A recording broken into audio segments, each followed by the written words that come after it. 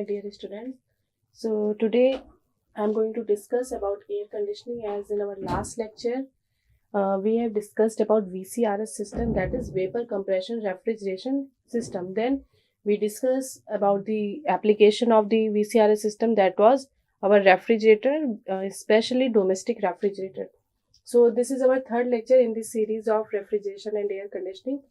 So this is the second application of VCRS system. We will start with the term psychrometry.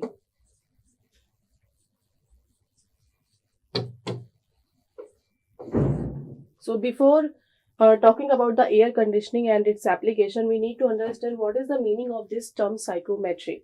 So psychrometry basically defines about any science that particularly deals with the moist air. Another new term that comes under psychrometry is moist air. So we basically discuss about the characteristic properties of moist air. Moist air is what? This is nothing but the dry air plus moisturizer. Moisture. Dry air plus moisture, then it becomes moist air. So what are the characteristics and the properties we are going to discuss in psychrometry?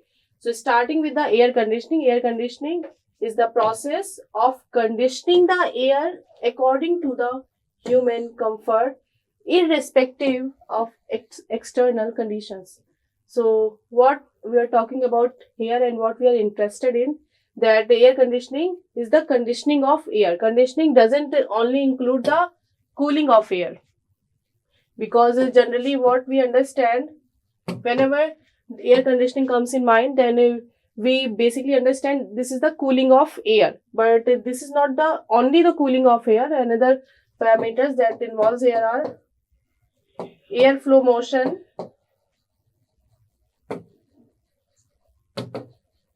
humidity,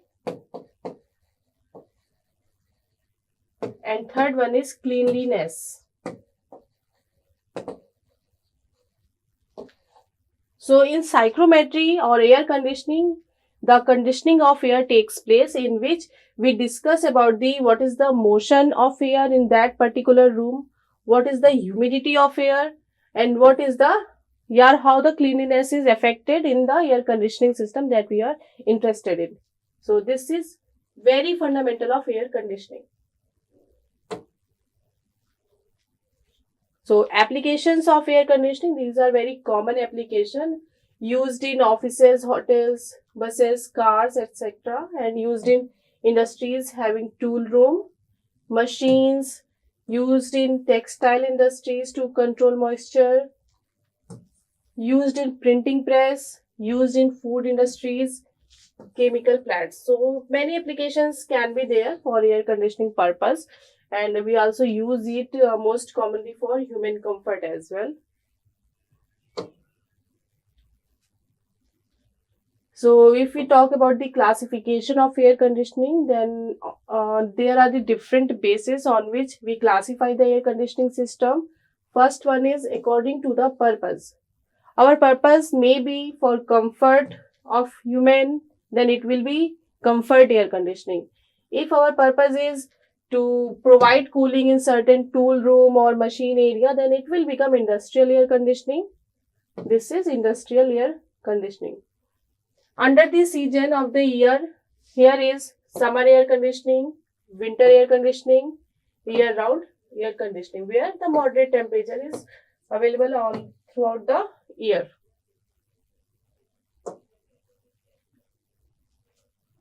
Another particular is room air conditioners and central air conditioner. It can be classified under the arrangement of air conditioner. Under the arrangement, then here are two conditioners, room air conditioners and central air conditioners. Functions of any air conditioner can be cleaning, as I discussed, controlling the temperature, that is providing cooling. Next one is controlling the moisture content, that is nothing but the humidity.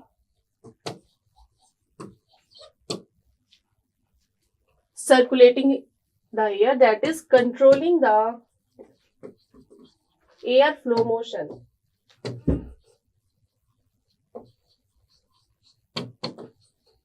So these are the certain parameters that we need to control when we talk about the air conditioning. If we talk about the terminologies of psychrometry or air conditioning, then first it comes dry air. Dry air, that is not having any moisture in it. The atmospheric air with no water vapor is called dry air. Very simple. The psychrometry, second term is psychrometry. So psychrometry is the study of the properties of atmospheric air. Temperature, the degree of hotness or coldness is called the temperature because we can sense it. We can sense it and measure it through thermometers. So temperature is nothing but the degree of hotness or coldness. On the basis of that, you give the any numerical value to the temperature, like it is 15 degrees Celsius or 20 degrees Celsius. So as per the measurement by thermometer. Then it is moisture. Moisture is the water vapor present in the air. Next terminology is humidity, or it is also known as specific humidity. Sometimes it is known as humidity ratio. So by any of these names, you can call it humidity, specific humidity, or humidity ratio. It is defined as the mass of water vapor present in 1 kg of dry air. So 1 kg means we are talking about the mass of the dry air. So whenever the content of moisture or water vapor with respect to the mass of dry air, that value must be 1 kg, then it is defined as the humidity or humidity ratio. Humidity ratio, you can also calculate it, mass of water vapor divided by mass of dry air. It will become, it is represented by omega. Omega, it will be equal to mv upon ma. If you can further solve it by using your equation PV upon RT, then it will become, for the vapor pressure you can take PV, and for air pressure you can take it PA. Then after putting the values of RV and RA, final you get the value of omega, that comes 0.622 PV upon P minus PV, where PV is vapor pressure and P is total pressure, that is PV plus PA.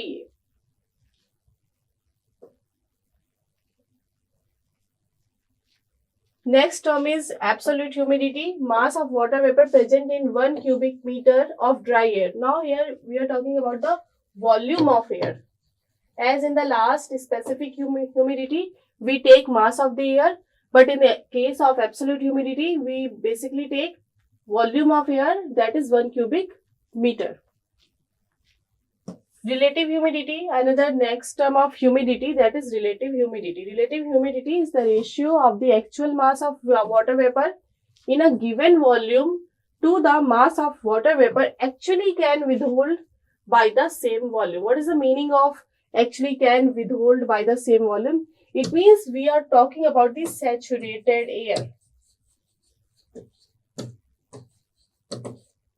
How can we define the saturated air? So any amount of air that can hold maximum amount of moisture or water vapor in it, that will be known as saturated air, because there is no scope of putting any further moisture in it, then it can be defined as relative humidity.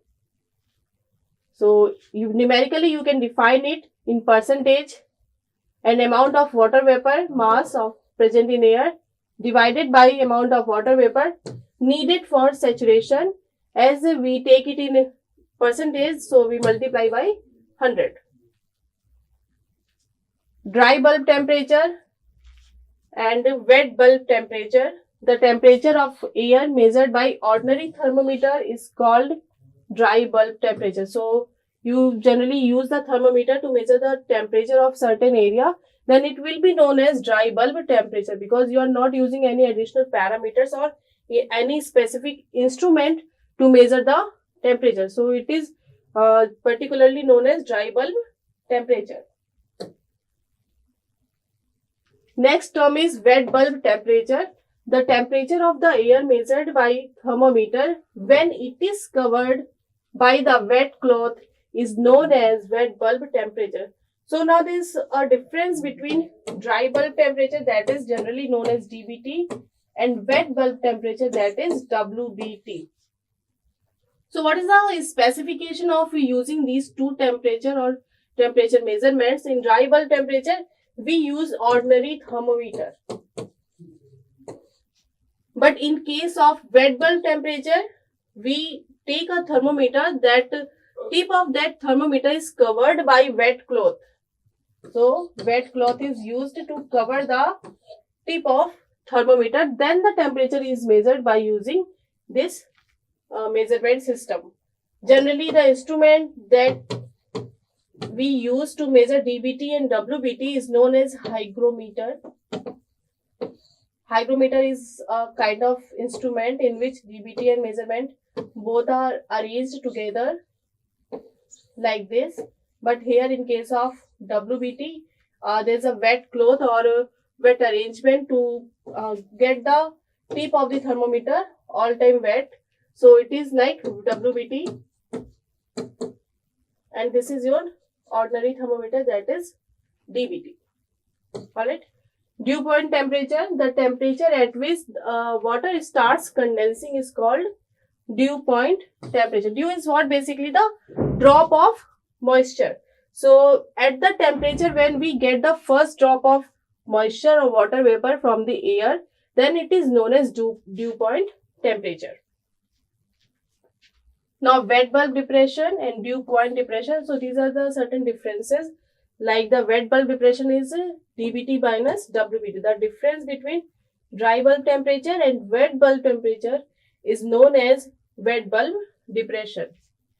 In case of dew point depression, it is the difference between dry bulb temperature with the dew point temperature. So it is termed as dew point depression.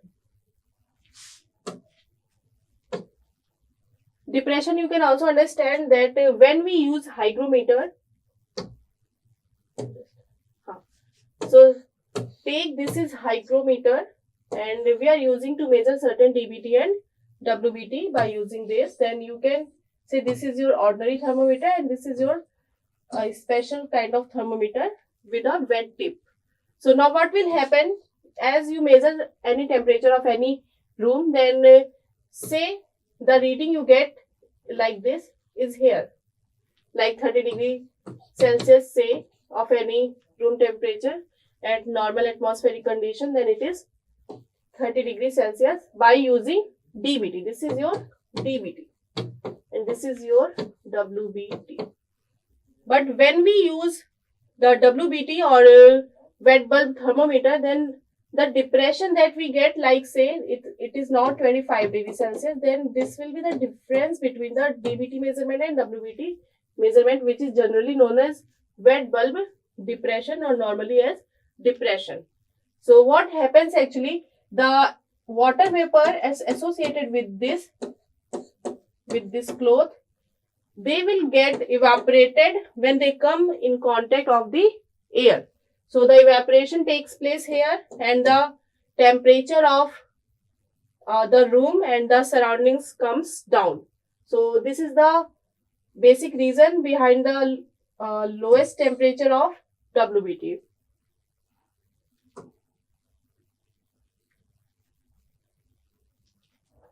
Now this is another application of VCRS system, because before talking about the window type air conditioner, we discussed about the basic terminologies of psychrometry, because the application is certain associated with air conditioning. So we needed to understand the psychrometry terms and properties. Now this is a very basic system of window type air conditioner. So here are basic components of VCRS system that we have already studied. And so starting with the process one, that we start with the compressor. So you can say here it is compressor. We take point 1 here, so don't get confused. We will compare it with our basic VCRS cycle. So starting with the compressor, here we get low pressure vapor In case of air conditioning, its temperature is between 10 to 20 degree Celsius. Then it will go further to condenser, where it will reject heat to the surroundings. Alright. Then it will go expansion valve. The expansion valve, what the phenomena will take place here, that is the temperature of the air will further will be reduced. Then it will come up to 5 to 10 degree Celsius. Then it will again, the chilled air that is coming out of the expansion valve, then it will enter to the evaporator, and in the evaporator the chilled air will be supplied to the room. That is according to the human comfort. Generally it is between 18 to 20 degree Celsius.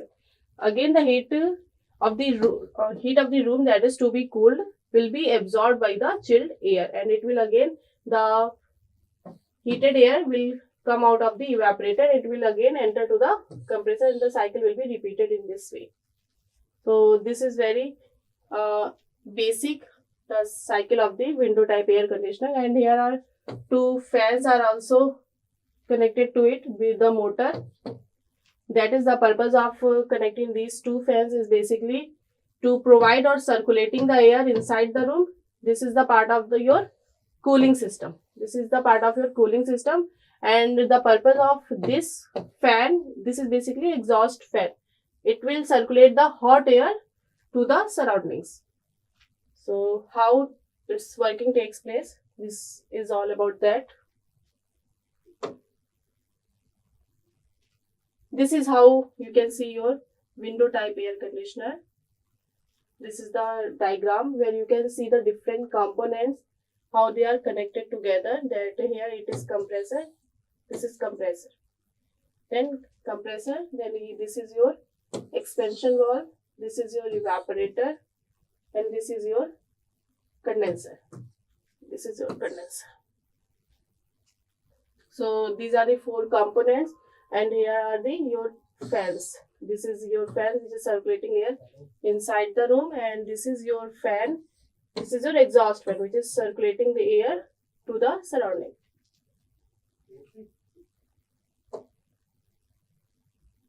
So this is all the part of the window type air conditioner. That is the low pressure vapor refrigerant from the evaporator is sucked by the compressor through the open inlet valve. The compressor compress the vapor refrigerant. The high pressure and high temperature vapor refrigerant then flows to the condenser through the open outlet valve. In the condenser, the outside atmospheric temperature is, in case of summer, it is being around 40 degrees Celsius, and air is circulated by the fan which is run by the motor. After condensation, the high pressure liquid refrigerant form pass through an expansion valve which reduces its pressure. So this is the working of window type air conditioner. The low pressure refrigerant then enters the evaporator and evaporates, thus absorbing latent heat of vaporization from the room air. The equipment which is used for evaporating the refrigerant is called evaporator, because evaporation takes place here and cooling is provided. After evaporation, the refrigerant becomes vapor. The low pressure vapor is again passed to the compressor. The cycle is repeated and cooling is provided continuously. A partition separates high temperature side of the condenser compressor and low temperature side of the evaporator. So this is all the working of window type air conditioning.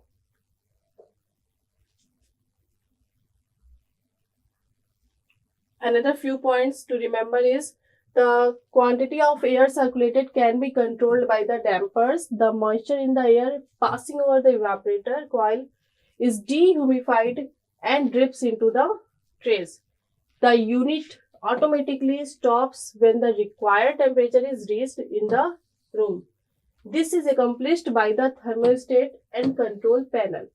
Generally, the refrigerant monochloro difluoromethane is used, that is CHClF2 is used in air conditioner. It is called Freon 22. We are only talking about the window type domestic air conditioner. So in that case, The refrigerant that is mostly used is Freon 22. So this is all about for today's lecture. Thank you for watching. Thank you.